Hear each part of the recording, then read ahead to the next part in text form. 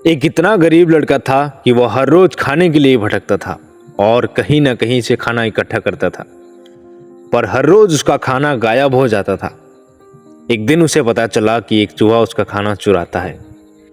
तो उसने उस चूहे को पकड़ा और उससे पूछा कि तुझे पता है मैं इतना गरीब हूं, फिर भी तू मेरा खाना क्यों चुराता है? अगर तुम्हें चुराना ही है तो किसी और अमीर का क्यों नहीं चुराता? तो वह चूहा बोला कि तेरी किस्मत में कुछ ही चीजें लिखी हैं, वही मिलेगा। भले तू कितनी ही कोशिश कर ले, भले तू कितना भी इकट्ठा कर ले, उसे अपने पास नहीं रख सकेगा।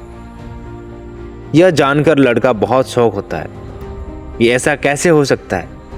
तो चूहे ने कहा कि अगर तुझे जानना है कि तेरी किस्मत में क्या लिखा है तो भगवान बुद्ध के पास जाना पड़ेगा, वही तुम्हें बता सकते हैं कि तुम्हारी किस्मत में क्या है। इसलिए वह लड़का भगवान बुद्ध से मिलने के लिए निकल पड़ता है। चलते चलते बहुत रात हो गई थी, इसलिए रास्ते में उसने एक हवेली देखी और उस घरवाले से एक रात रहने के लिए इजाज़त मांगी और उसे इजाज़त भी मिल जाती है। हवेली वालों ने लड़के से पूछा कि वो इतनी रात को कहाँ जा रहा है। तो उसने कहा कि मैं बुद्ध के पास जा रहा हूँ अपनी किस्मत के बारे में पूछने के लिए। तो हवेली वालों ने कहा कि तुम भगवान बुद्ध से हमारा सवाल भी पूछोगे? हमारी एक 16 साल की लड़की है जो बोल नहीं सकती, तो क्या करे जिससे इसकी आवाज़ आ जाए। लड़के ने कहा जरूर पूछूंगा आपका सवाल, और उसने उनको धन्यवाद कहा और सुबह वहाँ से निकल पड़ा। आगे रास्ते में बहुत बड़े बड़े बर्फ के पहाड़ थे। वह बड़ी मुश्किल से पहाड़ पर चढ़ा। उसे वहाँ एक जादूगर मिला। उसने उस लड़के से पूछा कि वह कहाँ जा रहा है। तो उसने कहा कि मैं भगवान बुद्ध के पास जा रहा हूँ अपनी किस्मत के बारे में पूछने के लिए। तो जादूगर ने कहा कि क्या तुम भगवान बुद्ध से मेरा एक सवाल पूछोगे? मैं हजारों सालों से तपस्या कर रहा हूँ ताकि मैं स्वर्ग जा सकूं, और मेरे हिसाब से अब तक तो मुझे स्वर्ग में चले जाना चाहिए था। तो मैं स्वर्ग में जाने के लिए क्या करूं? लड़के ने कहा कि ठीक है, मैं आपका सवाल बुद्ध से पूछता हूँ। उस जादूगर के पास एक छड़ी थी। उस छड़ी की मदद से उस लड़के को बर्फ के पहाड़ के उस पार पहुंचा दिया। जब वो आगे बढ़ा तो उसके सामने बहुत बड़ी चुनौती थी। वहाँ बहुत बड़ी नदी थी जो वह खुद नहीं पार कर सकता था। फिर तभी उसकी मुलाकात विशाल का एक कछुए से हुई। कछुआ उसे लेकर जाने के लिए तैयार हो गया। फिर कछुए ने भी उसे वही सवाल पूछा, तुम कहाँ जा रहे हो?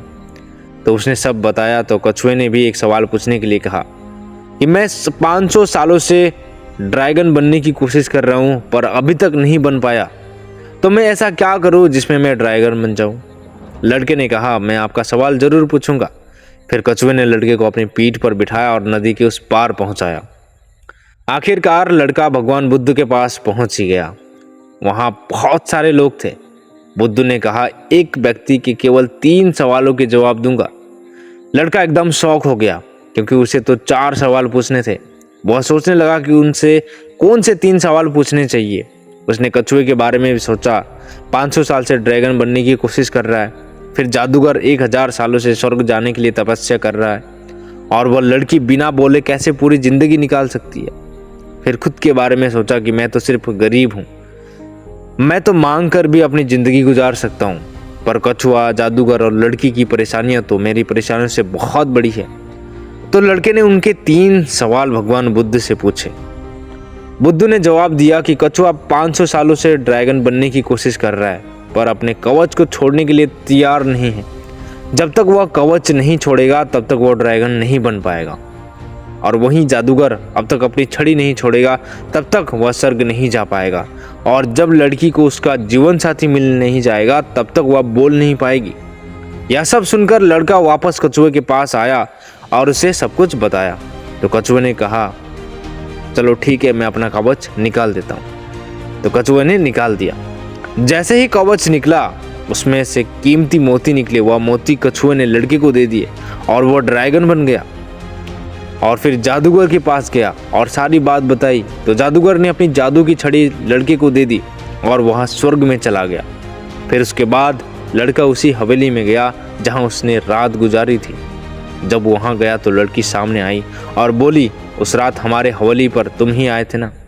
इस तरह लड़के को पैसा, पावर और एक खूबसूरत जीवन साथी मिल गई।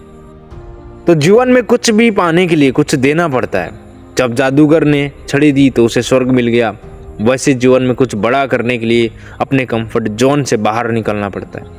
पानी का जहाज सबसे ज़्यादा किनारे पर ही होता है, पर जहाज किनारे के लिए नहीं बना है, वहीं बीच समुद्र में लहरों को चीरते हुए आगे बढ़ने के लिए ही बना है। इसलिए जीवन में कुछ बड़ा करने के लिए रिस्क तो लेनी ही पड़ेगी। और अगर आपको लगता है कि आपके जीवन में प्रॉब्लम बहुत सारी है, तो ज़रा एक नज़र डालिए उन लोगों पर जिनके पास रहने को घर नहीं है, खाने को रोटी नहीं है, कोई देख नहीं सकता, कोई चल नहीं सकता, कोई बोल नहीं सकता कि आपकी प्रॉब्लम उनके प्रॉब्लम से बड़ी है। बीच में मैं आपको कुछ कहना चाहूँगा इस कहानी के अंदर में कि जब वो लड़का बुद्ध भगवान से मिलकर वापस आता है तो उस हवेली पर पहुँचता है और उस हवेली में उस लड़की की माँ ने उसे देखता है और उस लड़की की माँ को वो लड़का बहुत पसंद आता है। तो लड़का उससे शादी करने के लिए तैयार हो जाता है। जैसे शादी करने के लिए तैयार हो जाता है तो उसकी जो बेटी है उसका जो आवाज़ है वो भी वापस दोबारा आता है। तो इसी के साथ कहानी का समाप्त करते हैं हम। तो फिर से मिलेंगे एक नई कहानी के साथ। तब तक के लिए बने रहिए स्टोरी क्लब में, आपका फिर से स्वागत रहेगा। कहानी कैसी लगी कमेंट पे ज़रूर बताना और अपने दोस्त को भी शेयर करना।